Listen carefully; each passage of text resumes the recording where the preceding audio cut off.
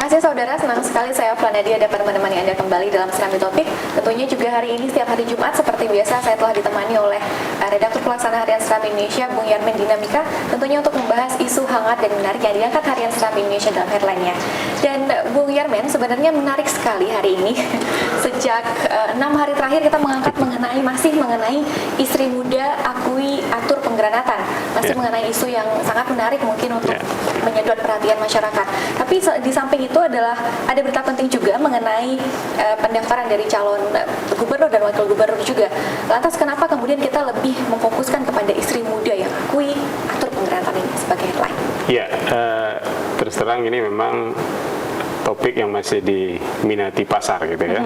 Dilihat dari permintaan kepada agen kita, kepada bagian sirkulasi kita bahwa untuk wilayah Bener Meriah dan Aceh Tengah oplah kita bertambah, dan di warung-warung juga di mana-mana orang masih bicara ini gitu.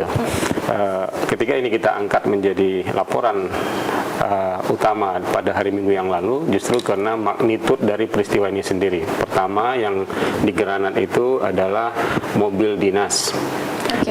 Yang kedua, mobil dinas itu adalah anggota DPRK, jadi ada public figure di sana gitu. Hari kedua baru terungkap bahwa terus kemudian pengaboman itu sendiri mengakibatkan ada langsung yang meninggal dan 5 lainnya luka parah gitu. Di antara penumpangnya ada tentara bersama istri dan anaknya gitu. Waktu itu kita menduga-duga jangan-jangan tentara ini yang bawa granat sehingga meledak dari dalam. Tetapi pada hari kedua baru mulai terungkap bahwa ternyata granat itu dilemparkan dari luar oleh pengendara sepeda motor dari celah kaca yang terbuka. Kerusakan yang timbul luar biasa. Satu orang langsung meninggal, anak dari Pak Mansur Ismail. Mansur Ismail ini adalah anggota dewan yang memiliki mobil dinas tadi itu. Di dalam itu ada istrinya menggendong anaknya, nama anaknya Haris Sadiki Azhar, umurnya 7 tahun. Sedangkan Aulia yang menyopiri itu juga anak dari Mansur dengan si Nurma.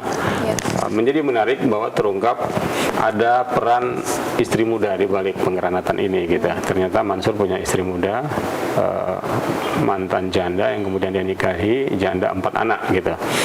Nah, ternyata orang menduga bahwa penggranatan ini dilakukan dalam rangka persaingan antar wanita, antar istri, madu ya. Nah, tapi ternyata justru yang dia sasar itu adalah Aulia Tahar gitu. Pasti besok menimbulkan tanda tanya lagi, ada apa dia dengan anak tirinya ini gitu. Setelah polisi berhasil menangkap si pelaku SZ ya, baru ketahuan bahwa ternyata dia sering, menurut dia kepada penyidik, dia sering sakiti, juga sering diteror oleh anak tirinya ini, termasuk menjelang Idul Adha kemarin gitu. Terus kemudian dia merasa sakit hati, dendam, dia susunlah skenario dengan adik kandungnya berinisial AF, yang saat ini ternyata masih menjadi buronan polisi. Nah, yang menarik kemudian kita minta izin kepada Kapolda untuk wawancara eksklusif, diizinkan 2 hari yang lalu, dan kemarin kita tayangkan hasil wawancara eksklusif. Betul-betul hanya Serambi yang menyiarkannya dan berhasil masuk untuk wawancara. Itu pun wawancaranya menarik. Wajahnya dibuat pakai masker, seperti juga tersangka biasa kelas narkoba gitu ya. Jadi kita nggak dapatkan wajahnya gitu.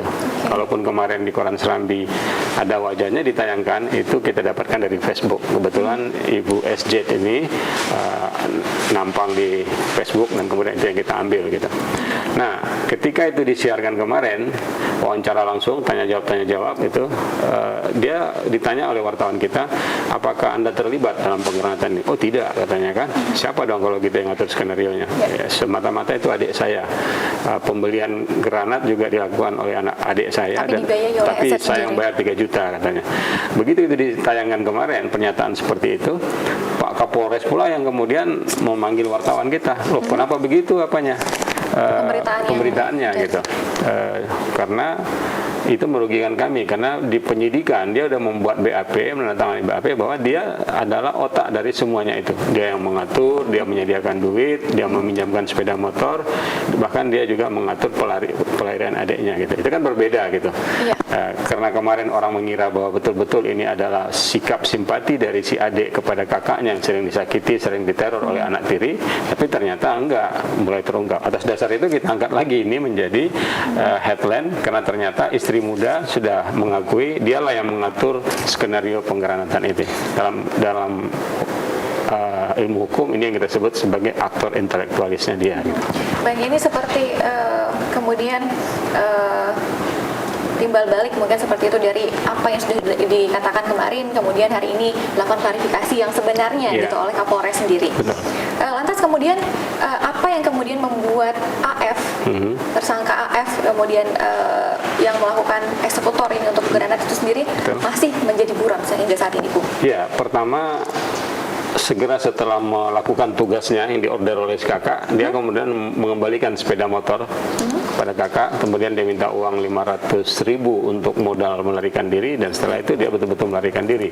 Nah, mungkin saja karena kita tidak langsung, polisi tidak langsung tahu siapa pelaku, dia mungkin sudah tidak berada lagi di Kabupaten Benar Meriah. Dilakukan juga pengepungan di wilayah Aceh Tengah, ternyata sudah hari ke-6 itu belum ketahuan di mana dia berada.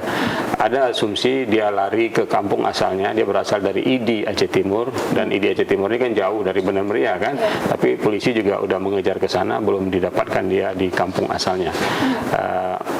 Polisi seperti dikatakan oleh Kapolres Benar Meriah Pak Deden Sumantri terus berkoordinasi dengan Polres-Polres terdekat, mungkin udah di seluruh Aceh untuk mencari tahu keberadaan si AF ini. Tapi diperkirakan masih dalam wilayah Aceh seperti itu? Kalau lihat pengajarannya ya udah masih di wilayah Aceh kan, tapi biasanya kalau namanya orang buronan ini bisa saja dia lari ke provinsi terdekat, ke wilayah ke wilayah Sumatera Utara. Polisi juga sudah melakukan spesifik. Yang mungkin masih dihadapi oleh kepolisian, apakah mungkin untuk wajahnya belum diketahui atau? Wajah pasti bisa dapat diketahui karena dia adik kandung dari si SZ, ya kan. Terus kemudian ya kalau orang ini datang ke rumah, foto siapa juga akan didapat, foto si AF. Masalahnya dia tergolong pintar menyembunyikan diri di mana dia sekarang, itu aja kan. Sebetulnya dia bisa dilacak dari handphonenya, tapi handphone pun sudah tidak dia pakai. Ya. Kakaknya terakhir berkomunikasi lewat handphone pada hari itu. Bagaimana hasilnya? Nanti kakak dengar sajalah katanya. Pengertian itu dengar saja, bisa baca berita, bisa baca koran ya, bisa dengar di radio atas insiden itu. Jadi dia sendiri habis melakukan eksekusi, terdengar ledakan, dia langsung lari, dia nggak tahu juga berapa orang yang korban gitu. Nah, tentang korban sendiri kan kita tahu pada hari itu yang menjadi korban langsung adalah Haris Sadiki Azhar, anak 7 tahun yang digendong oleh Nurma ya. Baru kemudian para korban itu yang satu dikebumikan, para korban lainnya kan dibawa ke rumah sakit Datu Beru yang ada di Takengon. Besoknya giliran Haris ini pula yang meninggal. Si Aulia Tahar ini adalah orang yang sebetulnya disasar betul oleh SZ, karena SZ itu tadi dendam dan sakit hati kepada si Aulia. Nah, tadi pagi di luar pemberitaan koran ini pukul 6.30 kita mulai dapat kabar lagi bahwa ternyata Nurma pun sudah meninggal juga. Ya, pukul 6.30 WIB tadi di rumah sakit. Artinya penggranatan itu telah merenggut 3 nyawa, tambah 2 orang yang luka-luka dari keluarga Sertu Hasimi yang numpang di mobil itu gitu. Ya. Baik, berarti ada kesedihan beruntun untuk keluarga Mansur, dari terutama untuk Mansur sendiri. Ismail yang pada saat kejadian dia berada di Jakarta. Ada hal yang pasti akan disesali betul oleh Mansur karena si istri mudanya ini menelpon, waktu bertelepon dia tanya dengan rinci kapan kakak datang. Kakak itu maksudnya adalah kapan kakak pulang dari Birun ke Benar Meriah. Kakak yang dia maksud itu adalah Nurma ya. Dibilang akan pulang pada hari Sabtu sore. Ditanya lagi siapa yang naik mobil apa? Ya naik mobil dinas. Siapa yang sopiri? Aulia.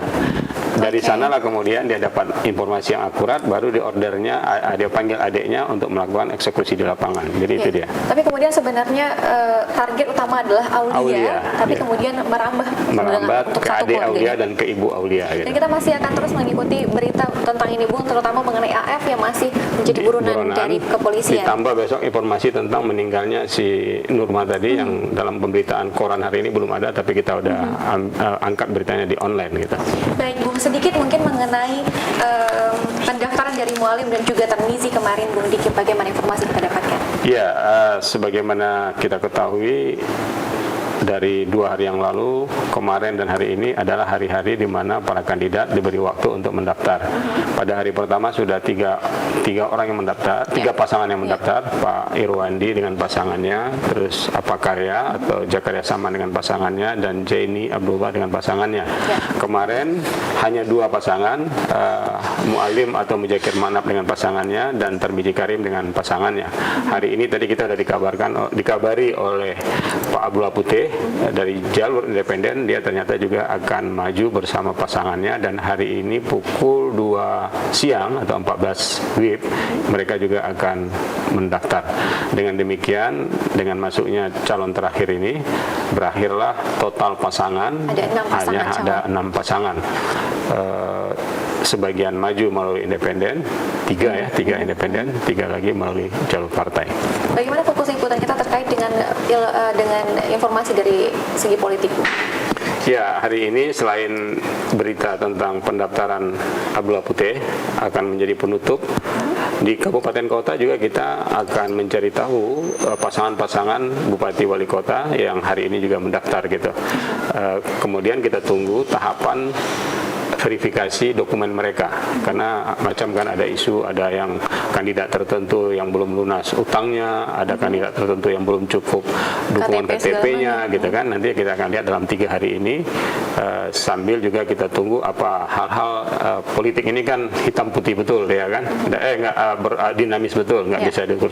Contohnya aja 3 hari yang lalu kita tahu wakilnya Pak Tarmizi Karim itu adalah Jaini Jalil, tapi tiba-tiba last minute udah berubah jadi Pak Mursalmina gitu. Apakah nanti ada paket yang seperti itu lagi? Kita tunggulah, itu dia.